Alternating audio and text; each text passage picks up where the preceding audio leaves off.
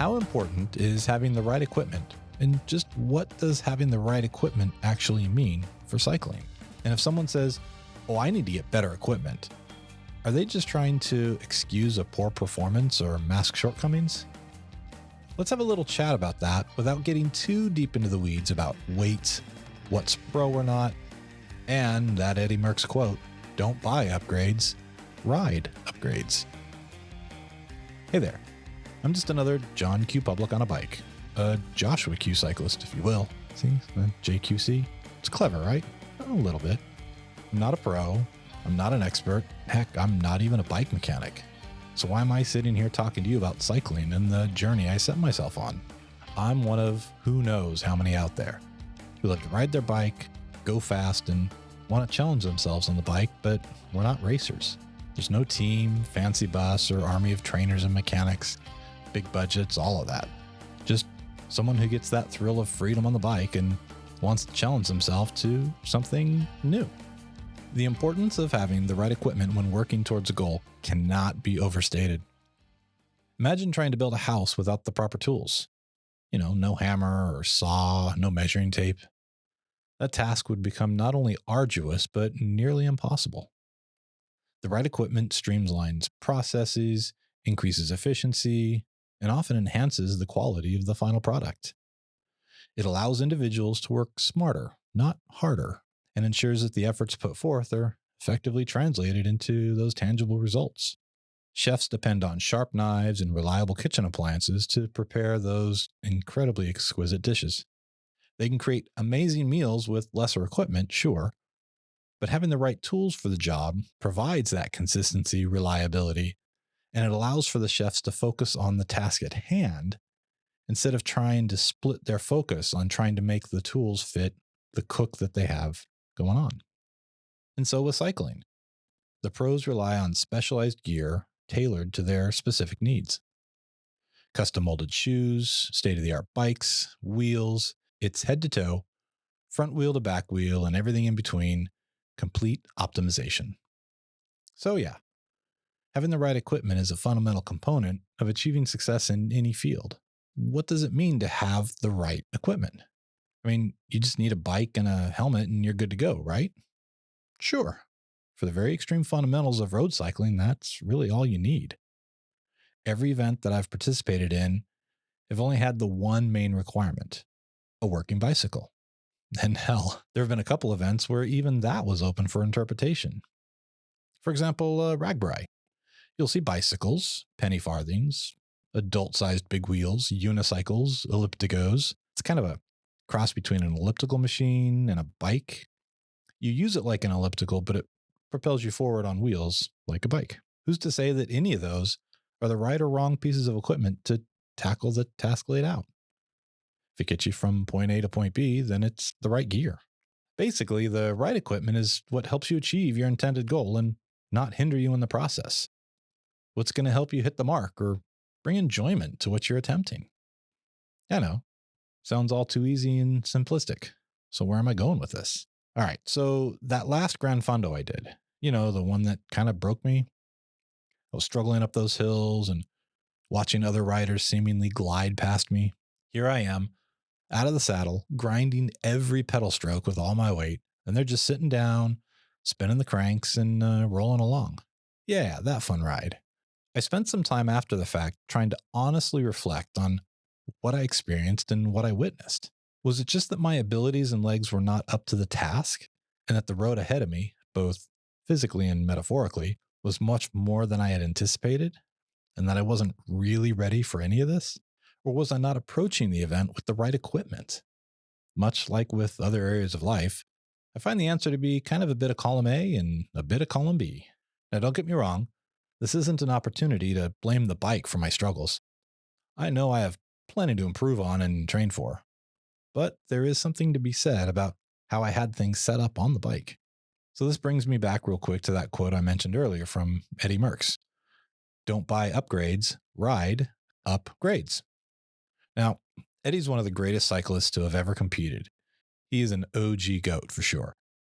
Cycling's already an expensive sport to be a part of, so the idea of riding up grades, hills, Instead of buying upgrades, sounds appealing, right? Just keep climbing up those hills on those training rides and you'll get stronger. You don't need specialty equipment to get you up them. You just need stronger legs, a bigger engine. Well, sure. But for us mere mortals who aren't able to train 10, 15, 20 hours a week, that can be an even longer road to hoe. I'm not saying buying upgrades is an easy out to training or is a shortcut to being a better cyclist. Not at all. What I'm saying though is that you need to match the equipment with the activity. If you're going to go out for a jog, are you putting on sandals or slippers? No. You're going to grab some comfortable running shoes and be good to go because that's what they're designed for. So I can't go out and spend thousands of dollars on the best bikes out there and then expect to ride up those hills like I was out for Sunday stroll. But there are things I could change with my current bike to assist in those efforts. My name is Joshua, and I am a recovering, I gotta have the latest and greatest bike type of guy.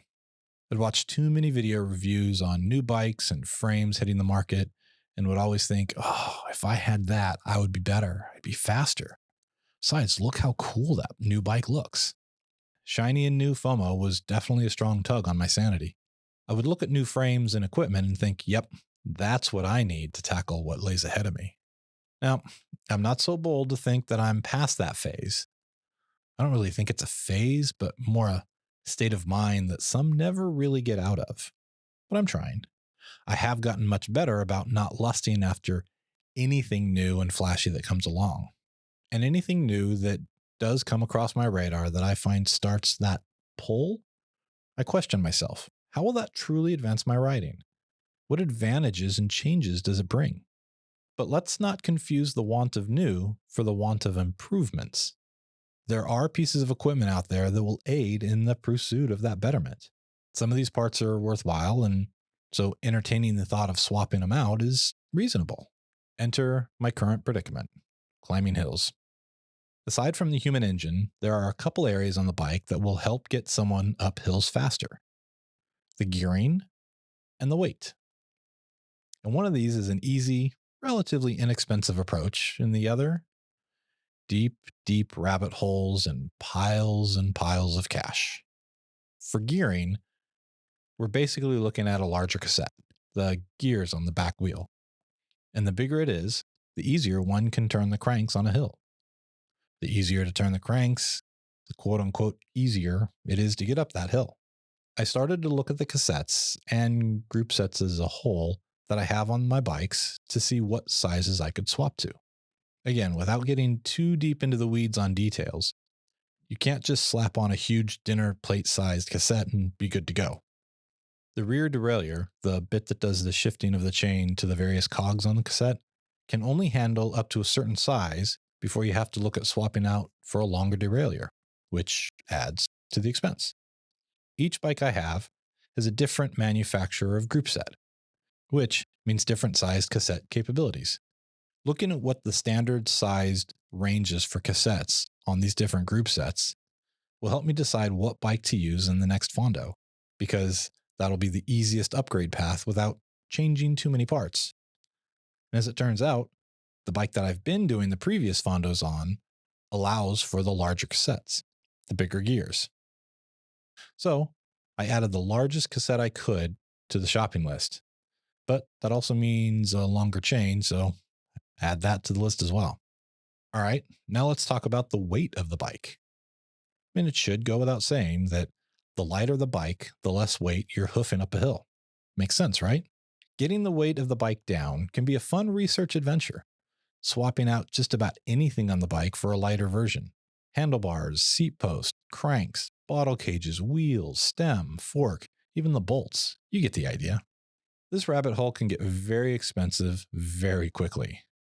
Two parts that accomplish the same task but weigh a difference of, say, 50 or 100 grams could have the price difference of up to $400 or more. And those who obsess over each and every gram are called weight weenies. I'm not a weight weenie. I'm not a weight weenie not because of some philosophical reason, but really because I don't have the wallet big enough to be one. Now, I'm not going to try and fool you. If I had the money, I'm sure I'd be down that rabbit hole trying to optimize every element. I think it would be mainly for the challenge and aspect of trying to chip away here and there and see what changes you can do. But with basically no budget for it, I'm trying not to waste too much time thinking about it. For example, when I pick a saddle, I don't really look at how much it weighs. I just worry more about, will it work for me and is it within my price range? It's the same thing with handlebars and wheels and so on. I look more at the price than I do the weight. So, yeah, no 6.8 kilogram bike is in my future. That said, I did do a little research around the wheels that could be good for climbing. A lightweight set of wheels with good hubs can help get up those hills, and really, wheels are one of the best upgrades you can do for a bike. So I thought, why not? Let's see what options are out there for some wheels that were lighter than I currently have that could help out the cause. Inexpensive, light, and quality. I can find some high quality, lightweight wheels, but at a price that makes my eyes water. I can also find some really good, inexpensive wheels that are great quality and in my price range, but they're not any lighter than what I'm currently riding with. I did find a pair that might be 100 or so grams lighter and a shallower rim depth, which could be better for controlling crosswinds and descending. But the difference in rim depth to the wheels I currently have was not significant, and the weight savings not huge. Like I said, maybe 100 grams or so. So that $600 it would take to get them didn't quite seem appropriate. Looks like I won't be upgrading those anytime soon. Although a new wheel day would be nice, but maybe later. In all honesty, the real solution to dropping how much weight is being carted up the hill is for me to drop body weight. Spend $1,000 to $1,500 to drop a quarter of a pound, or lose 5 to 10 pounds of body weight, which I really could stand to do, maybe even more. And it's an all around healthier mindset as well. While essential, the right equipment is not the only element that determines the success. It's merely a piece of the larger puzzle. The human factor, you know, the knowledge, the skill, the perseverance, the drive, all of that plays out equally, if not more critical of a role. Consider the example of a master carpenter. We talked about building houses earlier. Even with the finest tools, without the expertise and experience of a master carpenter to use them effectively, anybody would struggle to produce high quality work. The same is true in cycling. Equipment can aid performance, but it can't replace the need for those skills, the training, and the abilities to leverage those tools and that optimization to their advantage. Moreover, the attitude and mindset are pivotal. Having the right tools but lacking motivation, discipline, and a positive attitude will likely result in mediocre outcomes. A passionate and dedicated person can often achieve remarkable results with basic equipment, purely through determination and innovative thinking. Often it's said if you put a pro on a budget bike, they'll still smoke you on the road. You can easily spend a ton of money and quickly plateau with all the tweaks and optimizations. Then you're still left with the slimmest of marginal gains, which might help in a sprint finish at 40 miles an hour, but it won't really make a significant impact on cresting that hill that you've always struggled with. These pieces of equipment are tools to help you get across the line, not replace the human element that's needed. History is filled with examples of individuals who've achieved greatness despite limited resources, relying instead on their tenacity and ingenuity. This underscores the idea that while equipment is a valuable asset, it is the human spirit and intellect that drive true achievement. So while optimizing the available tools is important, it's not a shortcut to training. Keeping those thoughts at the forefront is difficult, to be sure, but it is key. The right equipment is undeniably important and can significantly enhance performance and efficiency. It's not the sole determination of success, though. Knowledge, mindset, skills, teamwork, and adaptability are equally vital components. Together, these elements create a synergistic effect, propelling the individual and teams towards their goals.